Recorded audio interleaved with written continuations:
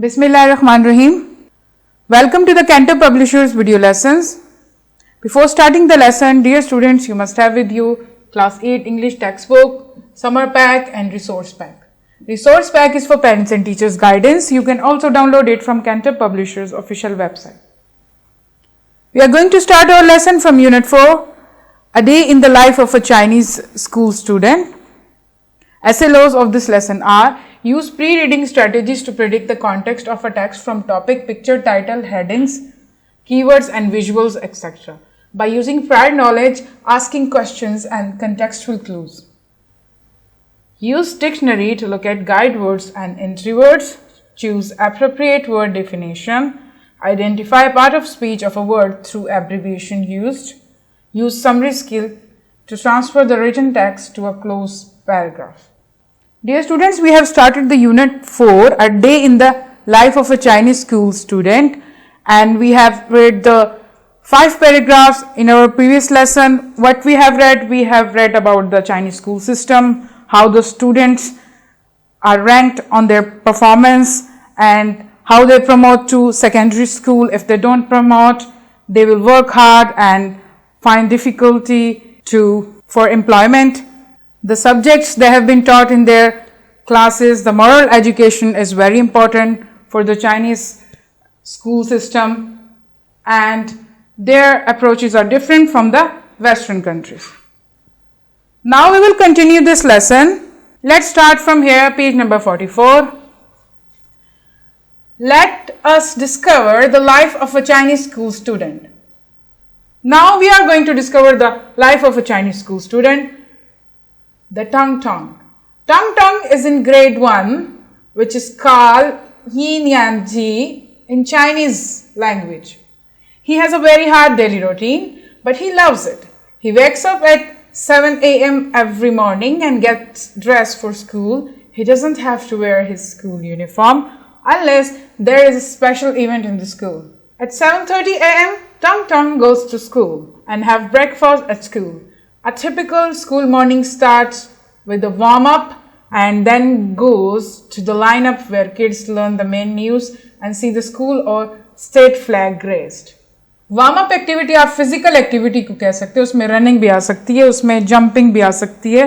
कोई भी physical activity warm up activity होती है आपको अटेंटिव करने के लिए, एक्टिव करने के लिए in the morning time. So what we have read in these lines, we read about the boy Tong Tong, who is in grade 1, and he is a very hard daily routine, but he loves it. He wakes up at 7 a.m. and gets dressed for school. But there is no strict rule for wearing school uniform daily, as we have in our country. In Pakistan, they have to dress only if there is any special occasion in school, and they start their morning from warm-up activity in school and line up, and they learn about the main news and see the school or state flag raised. State flag जो इनका कौमी झंडा होता है. Now let's start from here. All children do eye exercises. They press special points on their bodies to the relaxing music and instructor's recorded voice. Music starts playing and all the kids go out of their classroom if there is not enough space inside, and begin raising their arms to the sides and up and hopping in place.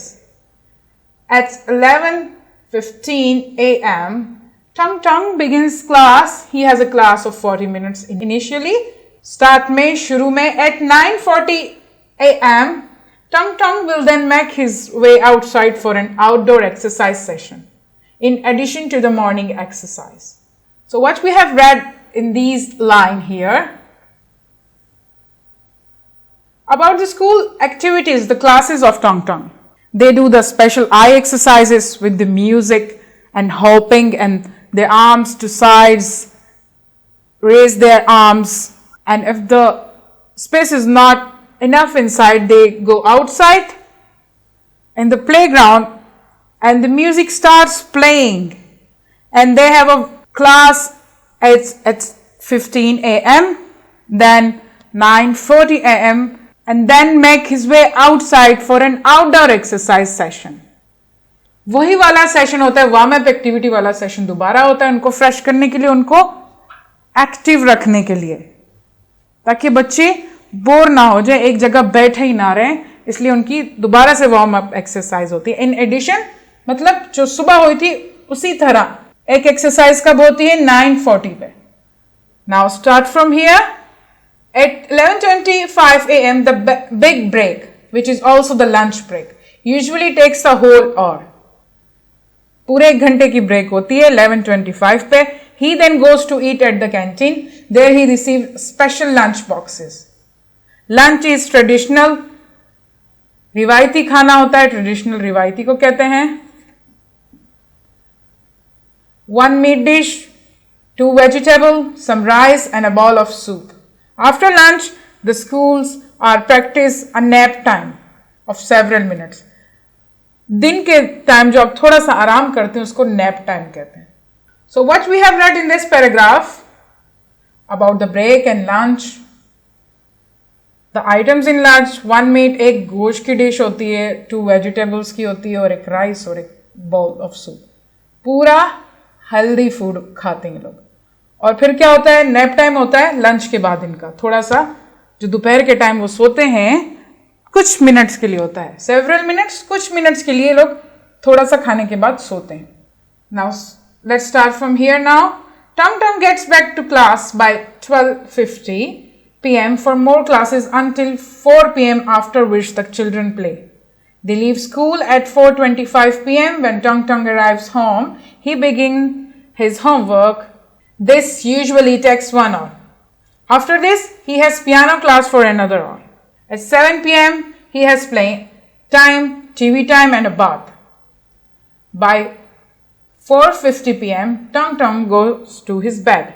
So what he do after 12:50, he go back to his class again, and till 4 p.m. he take his classes and play with children. And they leave school as 4:25 p.m. जब वो घर आते हैं तो क्या करता है? Homework करता है। फिर क्या करता है? उसका जो है 1 घंटा लगता है होमवर्क में, उसके बाद उसकी पियानो की क्लास होती है 1 घंटे की, फिर जो है 7 p.m. हो जाता है, उसके बाद वो 1 घंटा खेलता है, प्लेइंग टाइम होता है उसका, देन टीवी एंड बाथ, और फिर 8:45 पे वो क्या करता है? सोने चला जाता है। Look how hard his routine is, कितनी सख्त रूटीन है उसकी जिंदगी की, but he loves it. Everything is disciplined in sequence. तो इस यूनिट में हमने क्या पढ़ा? चाइनीज स्कूल सिस्टम के बारे में पढ़ा, किस तरह उनके बच्चे जो हैं रैंक किए जाते हैं उनकी परफॉर्मेंस की बेसिस पे। उनको बहुत ज्यादा मेहनत करनी होती है सेकेंडरी स्कूल प्रमोट होने के लिए, लेकिन अगर वो सेकेंडरी स्कूल में प्रमोट होने के लिए मेहनत नहीं करेंगे, अच्छे मार्क्स नहीं लेंगे, तो क्या होगा? उनको सारी उम्र जो है एम्प्लॉयमेंट ढूंढने में मुश्किल होगी, और हो सकता है कि उसमें से ज्यादातर जो हैं आखिर में मजदूर बन जाए। मॉरल एजुकेशन को बहुत अहमियत दी जाती है चाइना में। उसके बाद हमने एक बॉय टोंग टोंग के बारे में पढ़ा जो कि ग्रेड 1 में है, जिसको चाइनीज लैंग्वेज में क्या कहते हैं? यी न्यान जी।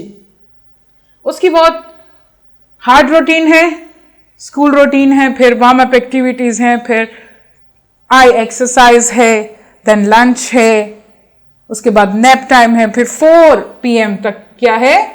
क्लासेस हैं। तो कितना डिफरेंस है हमारे कंट्री की रूटीन और उनकी कंट्री की रूटीन में, कितनी डिफरेंट एक्टिविटीज हैं। नैप टाइम भी है, आई एक्सरसाइज भी है, उसके बाद 4 p.m. तक क्लासेस हैं। हमारी या तो 1 बजे तक छुट्टी हो जाती है या 2 बजे तक, लेकिन इनकी 4 बजे तक क्लासेस चलती रहती हैं। और उसके बाद भी वो क्या है? टोंग टोंग घर भी आकर क्या रहता है? बिजी रहता है, होमवर्क करता है, उसके बाद पियानो क्लास होती है, और आखिर में थोड़ा सा टाइम वो खेलने के लिए निकालता है, और 8:45 पे वो दोबारा सोने के लिए चला जाता है। सो ये सबक बहुत इंटरेस्टिंग था। हमने चाइनीज स्कूल सिस्टम के बारे में पढ़ा, उनकी रूटीन के बारे में पढ़ा। डियर स्टूडेंट्स, अब हम एक्सरसाइज करेंगे जो क्वेश्चंस रह गए थे एक्सरसाइज के। Page number 45, this is a word bank for you. You can find the meanings of the difficult words here. Now let's move to the questions 4, 5, 6 and 7. The fourth one, how is your life different from a Chinese student? Explain. आपने जो comparison करना है, difference बताना है कि Chinese student और आपकी life में एज अ पाकिस्तानी स्टूडेंट आपकी लाइफ में कितना डिफरेंस है. बहुत डिफरेंस है. जैसे कि मैंने आपको बताया भी, समरी जब मैं आपको बता रही थी तो उसमें बहुत डिफरेंस है. हमारी timings, exercises and the different activities का बहुत फर्क है. आपने सारे जो डिफरेंस है वो एक्सप्लेन करने हैं इसमें. The fifth one, how is your life similar to a Chinese student? Explain. Similarity क्या है एज अ पाकिस्तानी स्टूडेंट आपकी लाइफ में और चाइनीज स्टूडेंट की लाइफ में? सिमिलैरिटी एक जैसी कौन सी चीज है, कौन सी ऐसी एक्टिविटी है जो और चीज है जो एक जैसी है बिल्कुल, वो बतानी है आपने. टेक्स्ट से आप हेल्प ले सकते हैं अपनी जो है अपनी एज अ स्टूडेंट लाइफ को देखकर, जो आपकी डेली रूटीन है, जो आप स्कूल में करते हैं, घर में करते हैं, वो सारी और इसकी जो टंग की रूटीन को आप देख के सिमिलैरिटीज जो हैं वो आप लिख सकते हैं. The sixth one, why is moral education important in China? Moral education क्यों इंपॉर्टेंट है चाइना में? ये भी आपने टेक्स्ट में पढ़ा है, इसका आंसर आपको वहीं से मिलेगा.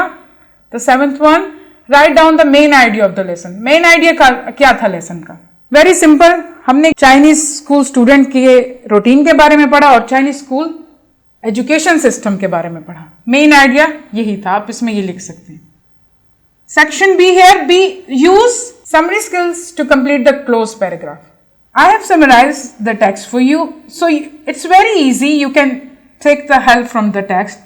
दोबारा से यूनिट को रिवाइज करें और आपने जो ये गैप्स फिल करने, ये ब्लैंक्स है हमारे पास. If a children scores less 60% in their annual score, अब यहां पर क्या आएगा? लेस देन आएगा. अगर 60% से स्कोर कम करे तो वो क्या होगा? एनुअल स्कोर में क्या होगा? फिर उसके बाद do not progress to secondary what? They do not. Pronoun आ जाएगा यहां पर दे. यहां पर स्टूडेंट्स, चिल्ड्रन के बारे में ही बात हो रही है. दे, चिल्ड्रन को दोबारा से क्या कर दिया? रिप्लेस कर दिया दे में, प्रोनाउन में. They do not progress to secondary, yes, school. As you could imagine, all work to achieve this. All children, सारे बच्चे जो है सख्त मेहनत करते हैं achieve this, so that they will be accepted into selective secondary schools on merit. Text को दोबारा से रिवाइज कर लें यूनिट के. ये बाकी के ब्लैंक्स आपने खुद ही फिल करने हैं. 1 2 3 4 5. Section see here on page number 46. Read out the text and express your opinion and personal preferences. And we have multiple choice questions here. 4 questions हैं हमारे पास और हर एक के लिए हमारे पास 4 options है. आपने right one choose करना है. The context is in the form of a what? Story है, dialogue है, letter है, narrative है. लेटर तो नहीं है. लेटर का फॉर्मेट तो आपको पता है, एड्रेस लिखा होता है, फिर डेट और dear and then greetings etcetera. Dialogue में आपका जो है कॉलन आ जाएगा और नेम्स लिखे होंगे इस तरह. सेटिंग होगी पीछे थोड़ी सी. अब ये नैरेटिव है या स्टोरी है, आपने ये बताना है. ये नैरेटिव है. नैरेटिव जब कोई किसी चीज के बारे में लिखता है और बताता है तो ये क्या है? नैरेटिव है, स्टोरी नहीं है. इसमें कोई हमारे कोई ऐसे कैरेक्टर्स नहीं है, कोई सेटिंग नहीं है इस तरह की. तो ये क्या है? बस नैरेटिव है. किसी चीज के बारे में आपको बताया जा रहा है, नरेशन की जा रही है. The second one, what does he न्यान जी मीन? स्कूल, क्लास, ग्रेड और स्टूडेंट, ये हमने पढ़ा था. This is very easy. Tongue जो था वो ग्रेड 1 में था, जिसके साथ लिखा हुआ था ही न्यान जी. Yes, this is the grade 1. The third one, what helps promote a child's score in class?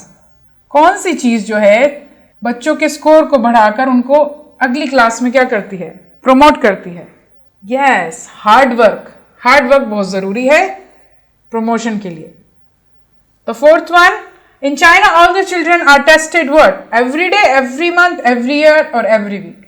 Yes, we have read about this in the text. What will be the correct option here? This one, every week. Weekly उनके test होते हैं. Page number 47, vocabulary section here. What you need to do, you use to dictionary skills to find the meaning of a following words, locate guide words and entry words for the following words, identify a part of speech of the following words. Parts of speech abbreviation के through आपने जो है ढूंढने हैं. कैसे? जैसे एक word है रिस्पेक्ट, तो आपने इसको ढूंढना है डिक्शनरी में. आपने उसका गाइड वर्ड भी देखना है और एंट्री वर्ड भी देखना है. गाइड वर्ड और एंट्री वर्ड ऊपर लिखे हुए होते हैं किसी भी डिक्शनरी के, ये हमने प्रीवियस लेसन में भी पढ़ा था. और गाइड वर्ड आपको बता देता है कि ये वाला वर्ड जो है डिक्शनरी में कहाँ मिलेगा. अल्फाबेटिकली ऑर्डर होते हैं डिक्शनरी में सारे वर्ड्स. और आपने पार्ट्स ऑफ स्पीच कैसे आइडेंटिफाई करने. रिस्पेक्ट, अगर आप वर्ड रिस्पेक्ट ढूंढेंगे डिक्शनरी में तो उसके साथ एब्रिविएशन फॉर्म शॉर्ट फॉर्म में लिखा होगा कि ये वर्ब है या नाउन है या एडजेक्टिव है. इस तरह शॉर्ट फॉर्म में, एब्रिविएशन फॉर्म में ये सारे वर्ड आपने ढूंढने हैं, इनके मीनिंग्स भी ढूंढने हैं और ये भी आइडेंटिफाई करना है कि ये वर्ब है, एडजेक्टिव है, एडवर्ब है या नाउन है. This is your homework from summer pack. You have to read this paragraph carefully, a short paragraph of 4 lines, and you have to find the answer of this question from this paragraph here. सारे answers आपको इसी paragraph में मिलेंगे. बहुत easy paragraph है, simple. आपने just इसको read करना है carefully. I hope you have enjoyed my lesson. Thank you.